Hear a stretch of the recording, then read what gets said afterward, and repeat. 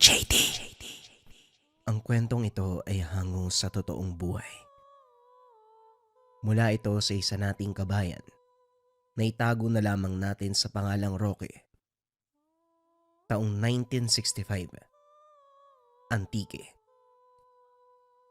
Sa liblib na baryo sa Antique, kung saan ang mga daanan ay gawa lamang sa lupa at ang liwanag sa gabi ay mula lang sa buwan at lampara, doon nakatira ang mga taong payak ang pamumuhay. Tahimik ang lugar, ngunit sa likod ng katahimikan, nagtatago ang mga kwento ng kababalaghan. Mga kwentong pinamana ng matatanda sa mga kabataan, binubulong kapag sumasapit na ang hating gabi. Isa sa mga kilalang tao roon ay si Mang Roque, isang panday, nasa 65 taong gulang. Matanda na siya, balbasarado, payat ngunit matipuno pa rin ang pangangatawan. Araw-araw maririnig ang tunog ng martilyo at bakal mula sa kanyang maliit na pandayan. Gumagawa siya ng mga itak, kutsilyo, gulok, at iba pang mga gamit sa bukid. Ngunit higit pa roon, may kakaibang reputasyon siyang dala. Ayon sa mga usap-usapan, may isang patalim na ginawa si Mang Roque na hindi pangkaraniwan. Hindi lang bakal ang bumabalot dito, kundi mga dasal at orasyon na matagal niya nang pinag-aralan. Ang sabi ng matatanda, ang patalim na ito may kapangyarihang pumatay ng aswang. Hindi yon basta-basta. May mga dasal na hindi alam ng iba. Ibinabad sa iba't ibang uri ng dahon at mga ritual. Mabuti na lang nandyan si Mang Roque. Siya lang ang tanging panlaban natin. Habang lumilipas sa mga araw, mas dumadami ang bulungan sa baryo. Isang araw, may buntis na babaeng kapitbahay ang biglang nagkasakit. Si Marta, nasa 7 buwan pa lamang ng pagbubuntis. Nagsimulang mangayayat ng hindi maipaliwanag. Lalo na ang kanyang tiyan, parang unti-unting hinihigop papaloob. Para bang may kumakain ng bata sa loob. Mang Roque, tulungan niyo po kami. Hindi to karaniwang sakit lang. Hindi gumana ang mga halamang gamot na binigay ni Aling Berning. Tuwing gabi, nananaginip ang asawa ko na may humihigop sa tiyan niya. Tumangulang si Mang Roque. Matagal siyang hindi nagsalita. Ngunit matindi lamang ang tingin kay Ruben. Kung totoo man ang hinala ko, may gumagalang aswang sa baryo natin. Magmula noon, sunod-sunod na kakaibang pangyayari ang naganap. Naunang nawala ang mga manok ng ilang kapitbahay. Kinabukasan baboy naman ang hindi na muling nakita. May mga nagsabing nakakita sila ng aninong gumagapang sa bubungan. Parang isang dambuhalang ibon na kalaunan ay nag-aanyong tao. Ilang araw ang lumipas, mas lalong lumala ang sakit ni Maria. Halos wala nang ganang kumain. Palagi na lamang umiiyak sa gabi. Dahil sa depresyon, muling lumapit si Ruben kay Mang Roque. Hindi ko po alam kung anong gagawin. Kung hindi mo kami matutulungan, baka may masamang mangyari sa mag-ina ko. Tahimik si Mang Roque. Dahan-dahang lumapit sa isang baul sa kanyang kwarto. Doon nakalagay ang pinakatatago niyang sandata, ang patalim. Makinis itong bakal na may ukit na mga kakaibang simbolo. Sa ilalim ng liwanag ng lampara, kumikislap ito ng may kakaibang ningning. Hindi ko dapat nilalabas ang bagay na ito. Ngunit kung totoo ngang may aswang na gumagala dito sa atin, baka ito lamang ang paraan. Habang lumalalim ang gabi, nagsimulang kumalat ang takot sa buong baryo. Ang mga tao ay nagsara ng bintana, naglagay ng bawang sa pintuan, at ang iba ay nagsasabit ng buntot page sa kisame. Ngunit kahit ganun, may mga naririnig silang pagkalmot. Tapak ng paa sa bubong, at minsan ay ungol na hindi maipaliwanag. Nagsimula ang lahat sa maliit na bagay. Isang gabi narinig ng mga taga-baryo ang pagaspas ng malaking pakpak. Wala namang ibon na ganong kalaki sa lugar nila, kaya nagsimula na ang bulungan. Si Mang Isko ang unang nagreklamo. Mga hayop ko! Ubus na! Wala kahit anong bakas ng dugo. Walang kalbot. Walang kahit ano. Basta silang nawala. Nagtipon-tipon ng mga tao sa harapan ng tindahan ni Cora. Naroon sina Mang Roque, Ruben, Mang Isko, Aling Fe, at ilan pang kapitbahay. Baka tao lang ang kumuha, Manong Isko. Tanong ni Aling Cora. Kung tao, di ba dapat bakas ng paa may iwan? O hindi kaya naman tutunog habang binubuksan yung kulungan? Pero wala naman Nawala na lang ng parang bula. Tahimik si Ruben, nakayuko at halatang balisa. Sa isip niya ang pagkawala ng mga hayop ay palatandaan lamang na mas masahol pa ang mangyayari. Makalipas ang 2 gabi, ang alagang baboy naman ni Budok ang nawala. Mas malaki ang sukat nito, kaya mas nakakapagtaka na mawala ng walang kahit anong tunog o bakas. Nung gabi nga, may narinig akong kaluskos eh. Akala ko pusa lang. Pero pagsilip ko sa bintana may nakita akong malaki tapos kulay itim na nilalang eh. Nilalang? Anong klaseng nilalang, Budok? Tanong ni Aling Fe. Basta ang alam ko hindi po tao. Hindi rin hayop yun. Nang makita ko nagbago ang anyo, kagad akong bumalik sa higaan, nagtalukbong. Kinilabutan po ko eh. Pinupuntirya na nila tayo. Nagsisimula na sila. Napatingin ang lahat kay Mang Roque na tahimik lang na nakikinig. Nakakunot ang noo ng panday, maigpit ang hawak sa kanyang tungkod. Samantalang tuwing gabi, tila kinakain ng kung anong sumpa si Marta. Namimilipit siya sa sakit. Napapayaw habang maigpit na hawak ang tiyan. Mahal, bakit parang may humihigop sa loob ko? Parang may tumutusok sa anak natin. Hawak ang kamay ng asawa. Halos maluwa si Ruben sa sinapit nito. Lalaban tayo. Huwag kang bibigay, Marta. Hinding-hindi ko kayo papabayaan. Kaso nga lang kahit anong sabihin, alam niya na hindi simpleng karamdaman ang dinadanas ng asawa. Dumating ang gabi na kinakatakutan ng lahat. Malakas ang ulan, kasabay ng hangin na tila humahampas sa bawat bahay sa baryo. Ang mga bubong na pawid ay humuhuni at ang mga pinto ay nag-iingay sa lakas ng ihip. Sa bahay nila Ruben, hindi makatulog si Marta. Malamig ang pawis sa kanyang noo habang yakap-yakap ang tiyan. Ruben, may kalusko sa bubong oh. Hindi mo ba naririnig? Inobserba ni Ruben ang paligid. Totoo nga, may mabigat na akbang sa itaas, parang may gumagapang. Kinuha niya ang bolo sa tabi ng pintuan, nanginginig ang kamay. Bumaba ka riyan kung sino ka man. Huwag kang magtatangka na lumapit sa asawa ko. Walang sumagot. Ngunit kasunod nito, isang mahabang kalmot ang tumagos sa bubong na pawid. Dinig ang paghila ng mga kuko. Ruben, huwag mo ngayaang kunin yung anak natin. Naglabasan ang ilang kapitbahay, dala ang mga lampara at gulok. Nagtakbuhan sila papunta sa bahay nila Ruben nang marinig ang mga sigaw. May tao sa bubong. Hindi. Hindi tao. Nang itutok nila ang ilawan, isang nakakatakot na nilalang ang nasilayan. Payat na babae. Mahaba ang buhok na basa sa ulan. Nakadapa na parang isang malaking paniki.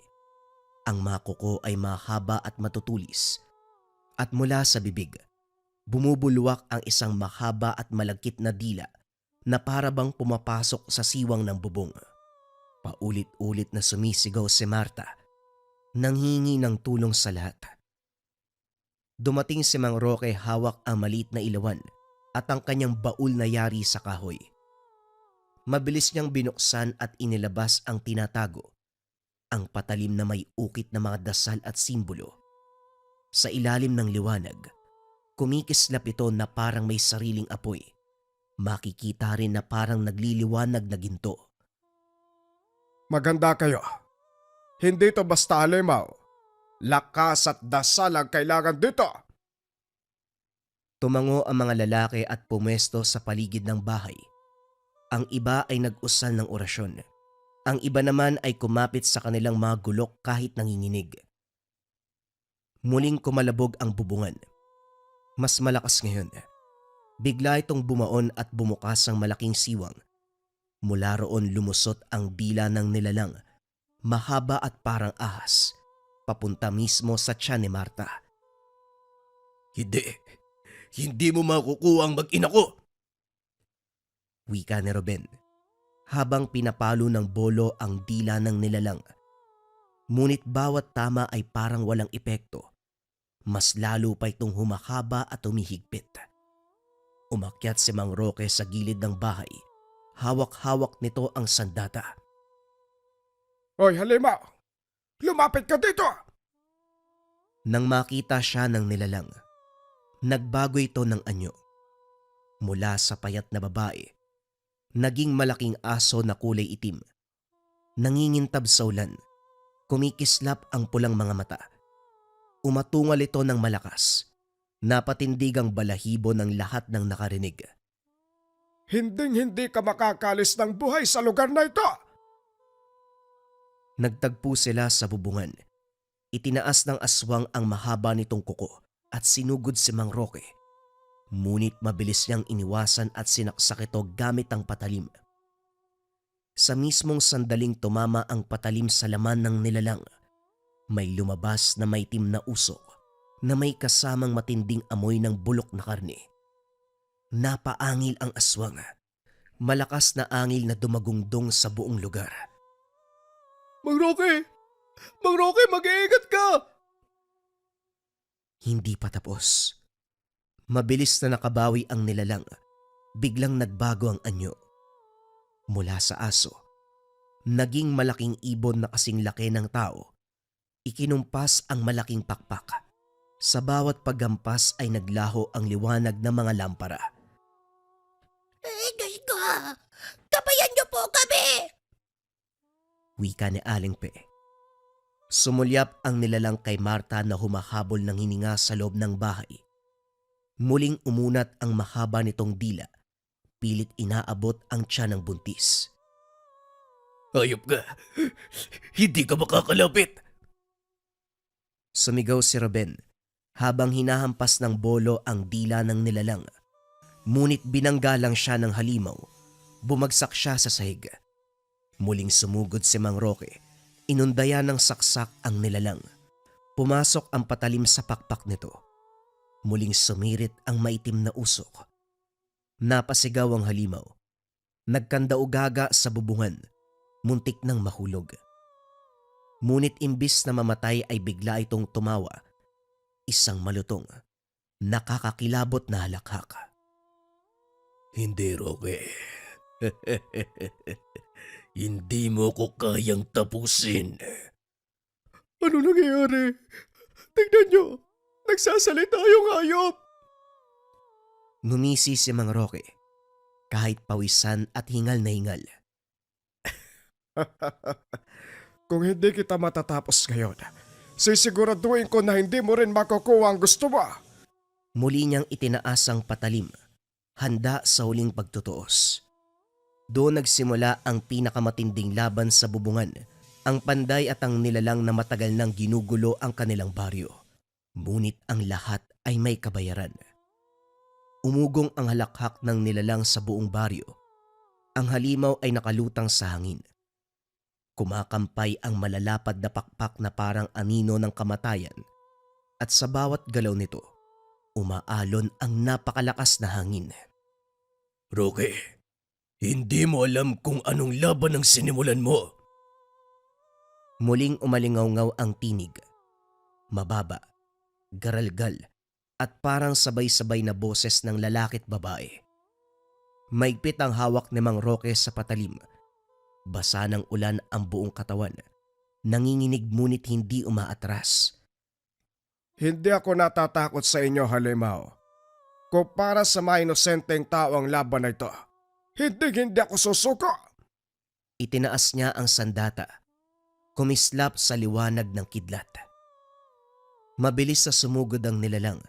Nang magpang-abot ang kuko at ang sandata, naglikha ng napakalakas na liwanag, kasabay ang malakas na angin ng aswang. Muling lumabas ang maitim na usok mula sa sugat. Namilipit ang nilalang ngunit kagad ding bumawi. Sinunggaban nito si Mang Roque at tinapon mula sa bubungan. Bumagsak siya sa lupa, pero mabilis na bumangon kahit sugatan. Mang Roque! Papalapit na sana si Ruben kay Mang Roque. Kaso nga lang tinulak siya ng isa sa mga lalaki. Huwag kang lalapit. Siguradong mapapahama ka lang dyan. Muling nagbago ang anyo ng nilalang.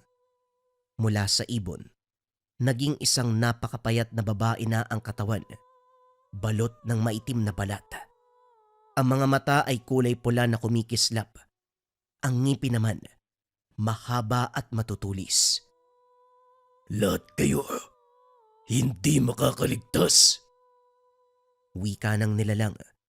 Sabay labas ng mahaba at malagkit na dila na halos umabot pa sa sahig. Inundayan nito ng hampas ang isa sa mga poste ng bahay nila Ruben at sa lakas ng pagtama, bumagsak ang kalahati ng dingding. Napasigaw si Marta sa loob. Hawak ang tiyan habang nanginginig. Wag! Wag mong kunin yung anak ko! Muling sumugod si Mang Roque. Ginamit ang lahat ng lakas. Inundayan ng saksak ang dibdib ng nilalang. Tumama ang patalim at sa pagkakataong ito, nagliyab ng bughaw na liwanag. Nanginginig ang halimaw, napasigaw ng ubod ng lakas. Isusumpa kita, Roque. Isinungsumpa ko ang buong baryong ito. Napaluhod ang mga tao sa lupa. Tinakpan ng kanilang mga tenga sa lakas ng sigaw. Ang mga bata ay umiiyak. Ang matatanda na may nagdarasal. Pero hindi nagpatinag si Mang Roque. Sa bawat pag-usal niya ng dasal na natutunan noon pa, mas lalong kumislap ang patalim. Sa ngalan ng may likha, umalis ka sa lugar na ito! Lalong lumabas ang usok mula sa sugat ng halimaw.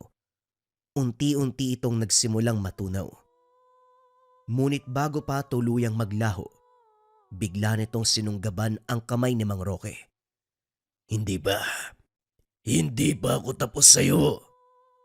Nagpumiglas ang panday, ngunit naramdaman niya na parang may malamig na enerhiya na dumadaloy mula sa nilalang patungo sa kanyang katawan. Nanghina siya, halos mabitawan ang patalim. Mang Roque! Eto, salawin mo! Hinagis ang buntot pagi. Tumama ito sa halimaw. Sandaling nakawala si Mang Roque. Muli siyang bumuelo ng pag-atake. Pinunterya ang ulo ng halimaw.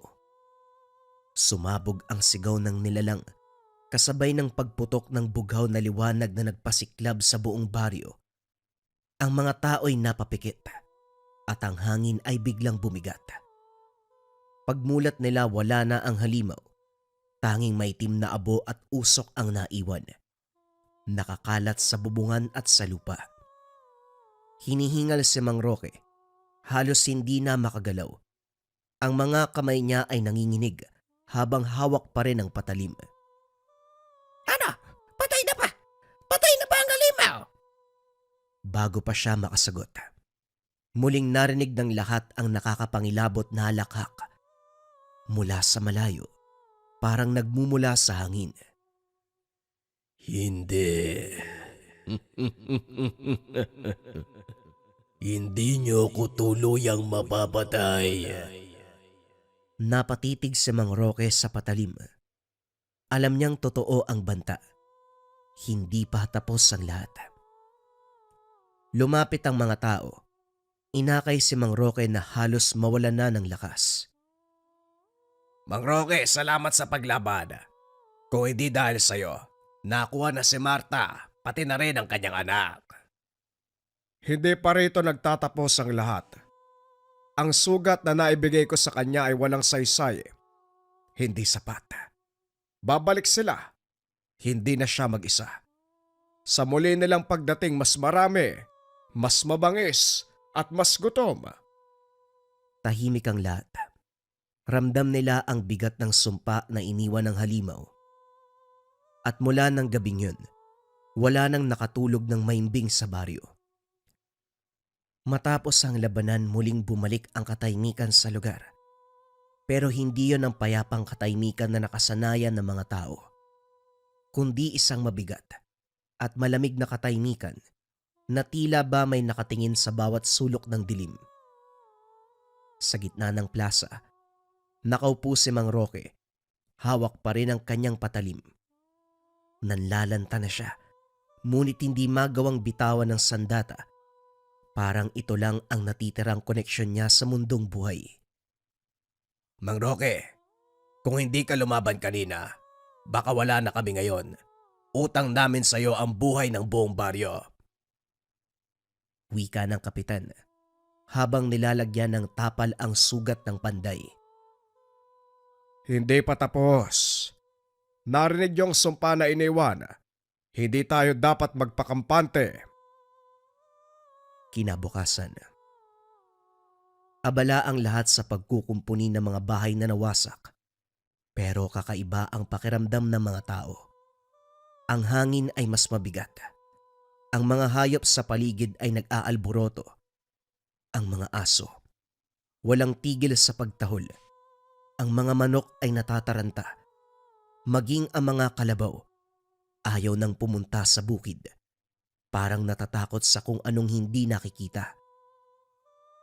Parang may paparating na bagyo, pero maliwanag naman ang sikat ng araw. Pagsapit ng dilim, nagsimulang maramdaman ng mga residente ang sumpa. Una, ang mga bata ay nagising sa gitna ng gabi. Umiiyak. Nagsasabing may babaeng nakatayo sa gilid ng higaan. Nakangiti at nakatitig sa kanila.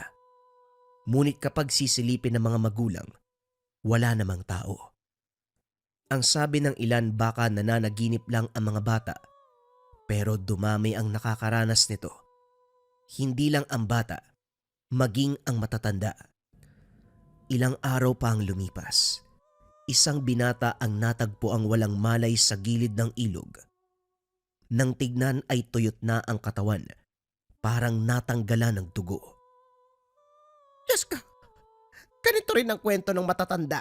Noong may nilalang na dumaan dito, dekada nang nakakalipas. Lumapit si Mang Roque. Hawak ang patalim. Hinipo niya ang katawan ng binata. Kagad naramdaman ang malamig na enerhiya. Tama kayo. Hindi siya namatay sa natural na pamamaraan. Isa ito sa mga alagad ng halimaw. Binalikan na nila ang baryo. Simula noon gabi-gabi na ang kababalaghan. May mga nakakarating na pagkaluskos sa bubong. May mga nakakakita ng anino sa labas ng bintana. At may mga nakakaramdam ng mabigat na hininga sa kanilang batok habang natutulog. Isang gabi, nagtipon-tipon ng ilang kalalakihan kasama ang kapitan. Roque, hanggang kailan tayo ganito? Hindi kami makatulog ng mabuti. Hindi kami makapagtrabaho. Natatakot ang lahat. Hindi natin pwedeng takasan ng sumpa. Kailangan buong pusong harapin. Pero hindi ako sigurado kung sasapat ba ang sandata na ito sa mga susunod na kaganapan. Isang gabi, habang natutulog si Mang Roque, napaginipan niya ang nilalang. Nakalutang ito sa gitna ng dilim habang nakangiti. Kung akala mo, tapos na ang laban, nagkakamali ka. Dumating na ang aking mga kauri. Nagising si Mang Roque na pawis na pawis. Napatingin siya sa patalim. Kumikislap. Ngunit pakiramdam niya humina ang bisa nito. Tama ang kutob niya. Darating pa ang mas matinding kaganapan. Pagsapit ng umaga, nagimbalang lahat ng makita si Marta. Ang buntis na muntik ng kunin ng halimaw. Biglang nanlumo at halos hindi na makagalaw. Mang Roque, tignan mo si Marta. Pakiramdam ko may kumukuha ng lakas niya. Nilapitan siya ni Mang Roque at pinatong ang patalim sa tiyan ng babae. Sa sandaling yun, nagsimulang gumalaw ang sanggol sa loob ng sinapupunan. Nakikita ng mga nilalang ang sanggol. Gusto nilang kunin ang bata. Nanginig si Marta sa sinabi ni Mang Roque. Huwag po kahit anong mangyari. Huwag niyo pong hayaang makuha ang anak ko. Pagsapit ng gabi, nagtipon ang buong baryo sa plaza. Doon tumayo si Mang Roque hawak ang patalim. Makinig kayong lahat. Hindi pa tapos ang laban natin. Ang nilalang na yon ay nag-iwan ng sumpa at darating ang mas marami sa kanila. Kung gusto nyong mabuhay, kailangan maganda tayong lahat. Hindi lang ako ang lalaban. Kailangan nating magtulungan. Tahimik ang lahat. Nanginginig sa takot ngunit unti-unting tumango. Kung ito na ang kapalaran natin, mas mabuti ng lumaban kaysa matuyo sa dilim. Mula ng gabing yon ay nagbantay ang lahat. Pero habang nakatingin si Mang Roque sa malayo, ramdam niya, nagsisimula pa lang ang tunay na bangungot. Lumipas ang ilang araw mula nang magbigay ng babala si Mang Roque. Mas naging handa at mapagmatsyag ang mga tao sa baryo. At higit sa lahat, tila nadagdagan ang tapang ng bawat isa. Sa ilalim ng buwan, habang nagbabantay ang mga kalalakihan sa plaza, biglang may humampas na malamig na hangin mula sa kagubatan. Kasabay nito isang amoy na mabaho, parang bulok na karne. Ano yun? Naamoy mo ba, Kap? Parang kakaibang aroma. Napakabaho. Mula sa malayo, narinig nila ang alingawngaw ng mga yabag. Hindi lang basta, kundi marami. Mga yabag na mabigat, parang dumadagungdong ang lupa sa bawat hakbang. Tumayo si Mang Roque. Hawak niya ang patalim na ngayoy kumikislap ng mahina. Pinagbasdan niya ang dilim. Maganda kayo. Nandito na sila. Unti-unting lumitaw mula sa kagubatan ang mga nilalang. Iba't iba ang anyo. Merong payat na parang kalansay. Mahaba ang mga kuko. Pulang-pula ang mga mata. May isa namang dambuhala. Kasing laki ng kalabaw ngunit nakatayo sa dalawang paa. May balahibong magaspang at bungis-ngis na nakakatindig balahibo. Meron ding isang babae na ubod ng ganda sa unang tingin. Ngunit nang mapansin, wala itong mga paa at lumulutang lamang sa hangin. Ay nako, Maria Jose, mga kauri ng nakalaban mo. Roque, tulungan mo kami. Mula sa dilim, narinig nila ang tinig. Ngayong nandito na kami, kukunin namin ang sinumpang bayan nyo. Wala kayong takas. Nagtaas ng kamay si Mang Roque. Hawak niya ang ginintoang sandata. Kung gusto nyo naglaban, dito tayo. Hindi kami tatakbo. Parang kidlat ang bilis ng payat na nilalang. Sumugod ito. Tinangkang sunggaban si Ruben. Mabuti na lamang naitaboy siya ng isang sibat. Ngunit hindi ito tumagos. Tumawa lamang ang nilalang at mabilis na naglaho. Hindi sila basta-basta tinatablan. Si Mang Roque ang umatake. Ginuhit ang patalim sa ere. Naglabas ng kakaibang liwanag. Nang tamaan ng talim ang payat na halimaw, Sumambulat ang nakakabinging anghel.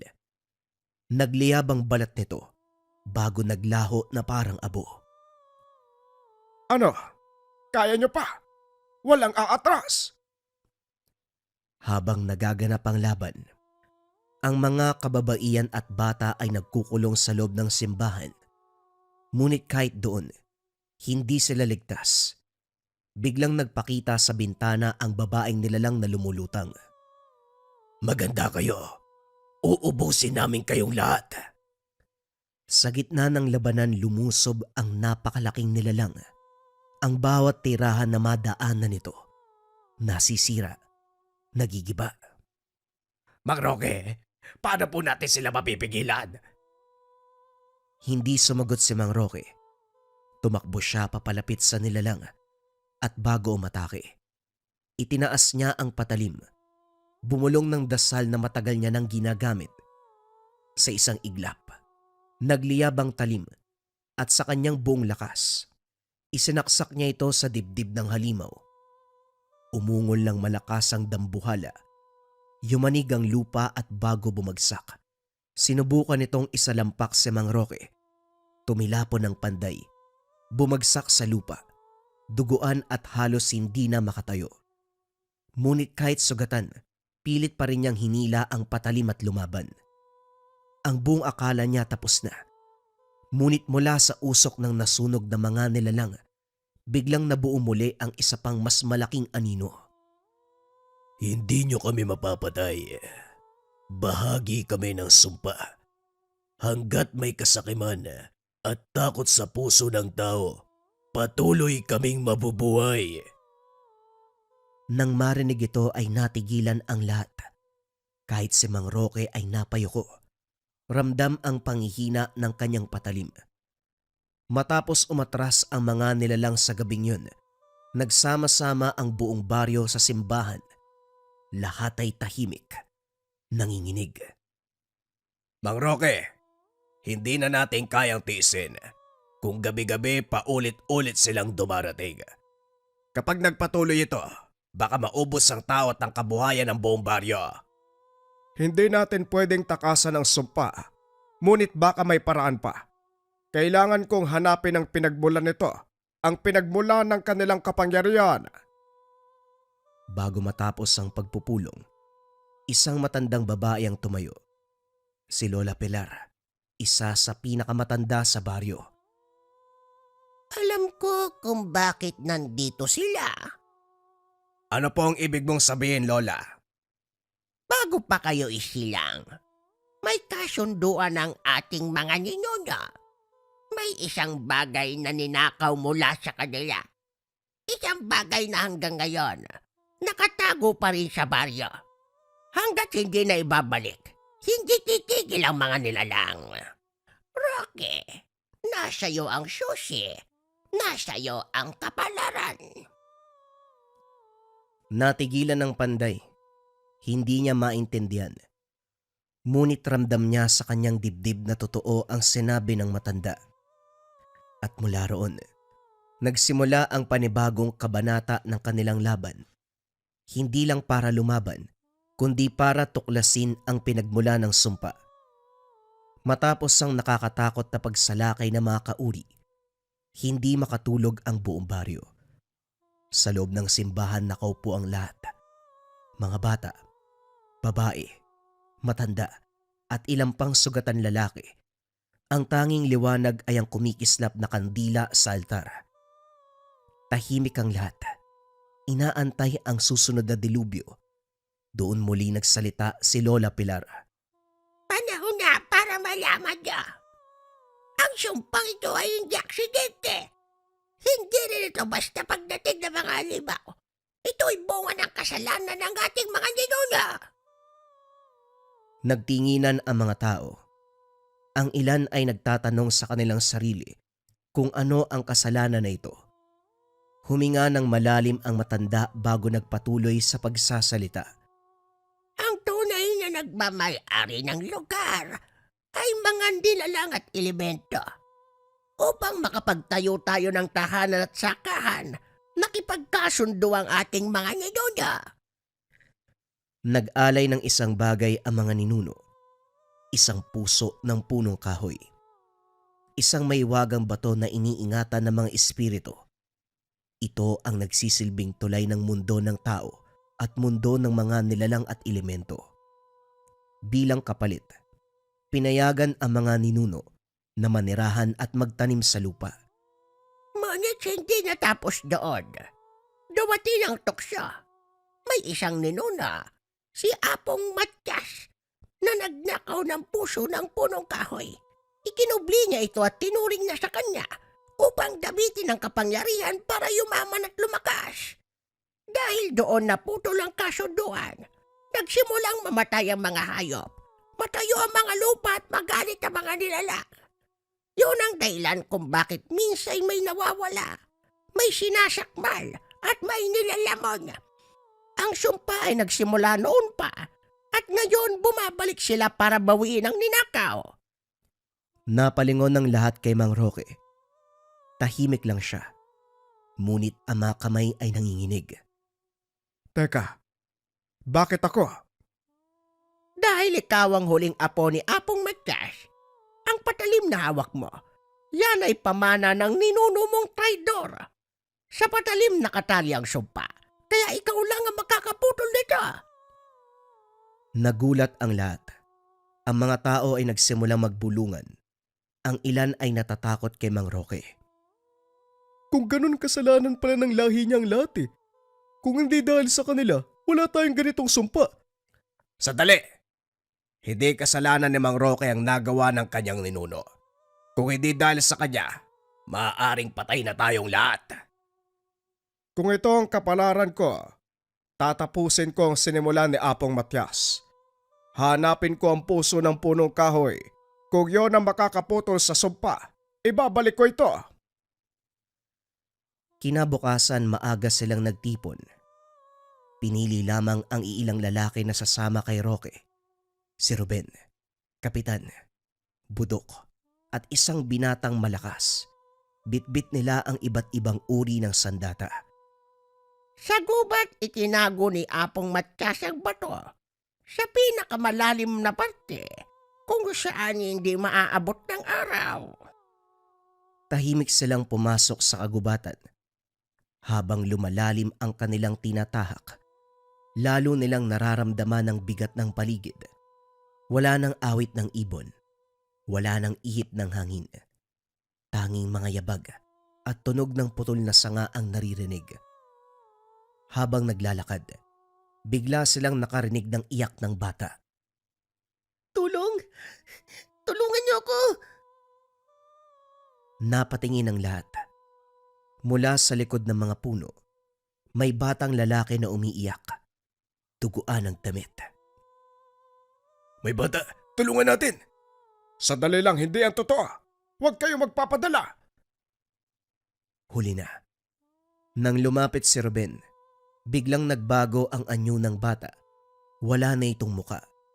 Puti ang balat. Mahaba ang kamay. Mabilis sa sumunggab kay Ruben. Kagad sumaklolo si Mang Roque. Hinambalos ang nilalang gamit ang sandata. Sa isang hiwa nagliyab ang katawan nito at naglaho. Duguan na si Ruben. Halos hindi makatayo.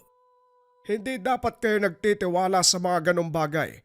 Paanong makakarating ang bata sa ganitong lugar? Mag-isip kayo ng maayos. Habang lumalalim ang nilalakaran, napansin nila na parang paikot-ikot sa lugar. Parehong puno, parehong bato, parehong damuhan ang dinadaanan. Naliligaw tayo. May gumagalaw sa paligid. Tumigil si Mang Roque. Isinaksak ang patalim sa lupa. Kagad itong nagliwanag. At sa pagliwanag na yun, nagbago ang paligid.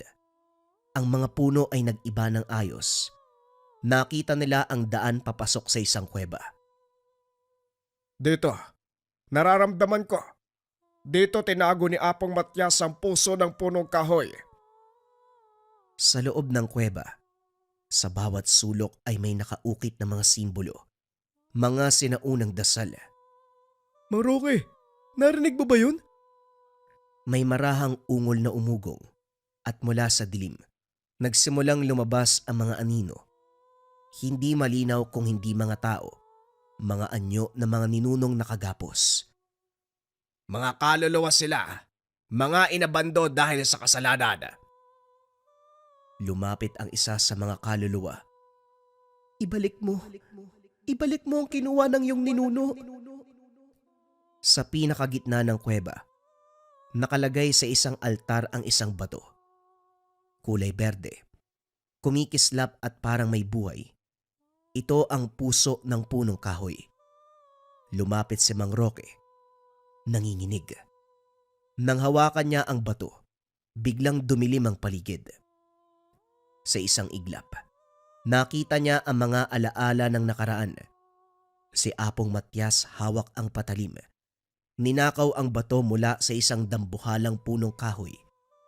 Narinig niya ang sigaw ng mga nilalang, ang pagtangis ng mga espiritu at ang sumpang itinakda sa kanilang lahi. Pagbalik sa ulirat, hawak niya na ang bato. At mula sa likod ng kuweba, unti-unting lumabas ang pinuno ng mga nilalang, isang dambuhalang anyo na kalahating tao, kalahating hayop, at may mga mata na parang apoy. Kapag ibinalik mo ang nawawala, magdurusa ang inyong baryo. Mawawala kayong lahat. Ngunit kung pipiliin mo itong itago, patuloy kami maghahari at magkakaroon ng problema sa inyo sa tuwing sasapit ang dilim. Nagulat si Mang Roque. Ang lahat ay napatigil. Mamili ka. Buhay ng kakaunti o buhay ng nakararami. Napatingin si Mang Roque sa kasama. Kay Kapitan, kay Ruben na sugatan na pinipilit tumayo, at kay Budok, nanginginig ang pawis dahil sa kaba. Natanaw ni Mang Roque sa kanyang alaala ang mga gabi na pinoprotektahan niya ang baryo. Ang mga sigaw ng mga taong humingi ng tulong, ang mga batang kumakapit sa kanya tuwing may nawawala. Alam niyang kaya siya nabubuhay hanggang ngayon dahil pinili niyang lumaban para sa kanila. Sa ilalim ng lahat ng sakit at pagod, naroon ang kanyang panata. Hindi hahayaang mamatay ang baryo.